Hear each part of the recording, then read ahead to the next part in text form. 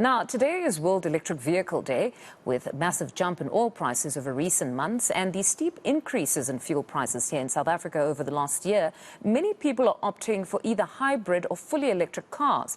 But the pricing and practicality of owning an electric car is still a bit of a concern.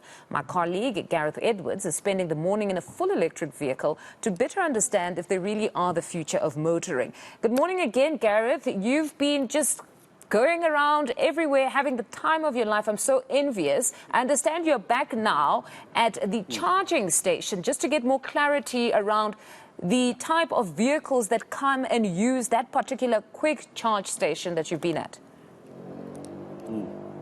Yeah, absolutely. Welcome back. So we're in Midrand at the moment, and I took a little drive to go and have a chat to Chiro Desena from cars.co.za about electric vehicles. It definitely is the future in South Africa. The question is, when is that future going to be? And it comes down to not just the cars, Mfundo, but the technology behind this, the charging technology especially. And by sheer luck would have it, the one charging station that I found on the GPS in the cars, all pre-programmed, I can find all the charging station, brought me to a Versa. And I had no idea that this was a company that also runs electrical power for commercial vehicles. So I'm going to bring in, who was very kind to come and help me try and charge this car, because I had no idea what I was doing. Thank heavens for Franco Cilliers joining us this morning. So let's talk a little bit about a Versa, because I had no idea that commercial vehicles are running so from our perspective, we definitely feel that commercial is going to be actually the biggest tipping point in EVs in our country.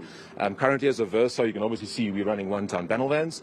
We've got some delivery bikes and also up to 3-ton vehicles. We're running various proof of concepts with large companies, and it's all sort of aimed at that last mile a delivery segment, under 200 kilometers a day, where we're seeing enormous savings in terms of energy and zero emissions for these guys. You're one of the directors at the company as well, and you were very kind to come and save me, because I was just sort of fumbling about. Let's come across to the charging station here quickly as well, Mfundo. And this is what I was playing with a little bit earlier as well. Luckily, Franco helped me out with this as well. So this is not what I'm going to find at home. So tell me what it is I'm seeing here. Yeah. So this is what you typically call a DC fast charger. You will see these sort of placed throughout the country, but this is sort of a higher end piece of technology that we try and use to charge bigger vehicles or faster charging. So in simple terms, this is a 60 kilowatt DC fast charger. You should be able to charge your car in about an hour and a half from 0 to full, but it also sort of accommodates bigger batteries. So this is what we'll use in a commercial setting, but you'll also find these probably at filling stations or people who need a sort of a quick charge in a short period of time. This will not be your household setup. This will be more in your commercial end. It will obviously cater for more than one vehicle or different sort of ports. But this is what we're specifically working with on the commercial side with the guys.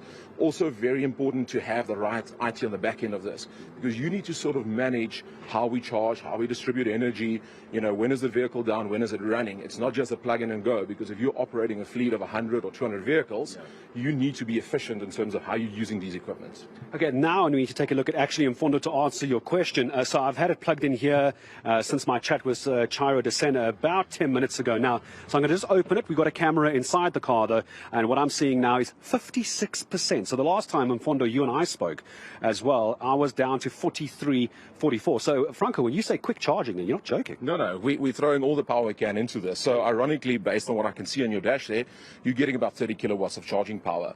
That charger can actually go up to 60 kilowatts. So you most likely find that the vehicle is tapering it down just to protect its internals.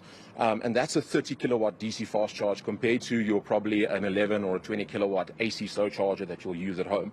So this will give you a bit of power in a short period of time, and it will serve commercial vehicles with bigger batteries. And I suppose this is the issue, because Mfundo and I were talking about this earlier. Would I take this car on a long road trip?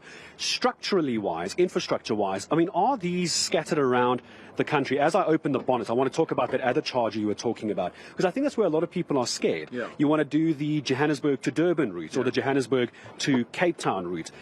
We'll talk about this cable now, but with the infrastructure around the country for these EVs, what does that look like? So look, I mean, I think first of all we address sort of numbers, averages. Most of us don't drive more than 200 kilometers in a day.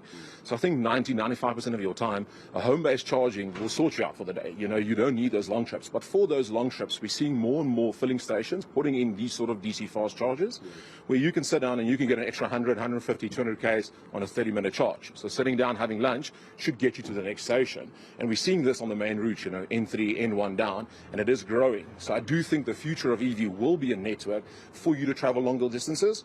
But I think in reality, all of us would just need a home charger for your day's worth of driving to work and back, and you're sorted. So then last question, let's talk about this home charger. Just by the way, if you did miss this earlier, this is ordinarily in Mfondo where you would find the engine. I don't have an engine. There's nothing here. There's no oil. There's no air filters. There's no water. I mean, that's obviously the windscreen washer to the left-hand side, because I keep hitting bugs. But Franco, this is the home charger you're talking about. And importantly, there's the 3-pin plug. And it's just an extension cord. 100%. So this is what we call AC charging, which will be a slower version of charging, but it's fully adaptable with your house.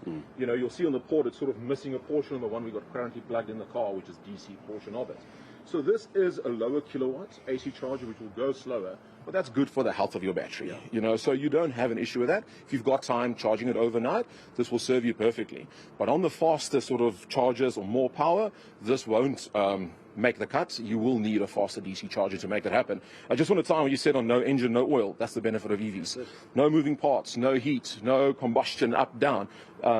It's minimal maintenance on these things, which significantly reduces the cost. So you have a lower sort of per kilometer energy consumption, plus lower maintenance, which is absolutely sort of a green future for us. No, it absolutely is a green future. And Mfondo, as I put this away as well, and say thank you to Franco Cilliers joining us this morning to talk about this and how exactly it works from Versa as well. And he's 100% right. Apart from the fuel saving, because there is no fuel to use in this, the maintenance, the only thing I would imagine to my mind, if I had to really get pedantic about it, would probably be servicing the tires, tire replacement, the brakes, and I imagine if it even goes that long, is going to be a case of the suspension, because the batteries in these are probably going to outlast the longevity of the car. You will probably get rid of this car long before the batteries run out. But bearing in mind, and we want to be very clear on this, this is not a cheap vehicle.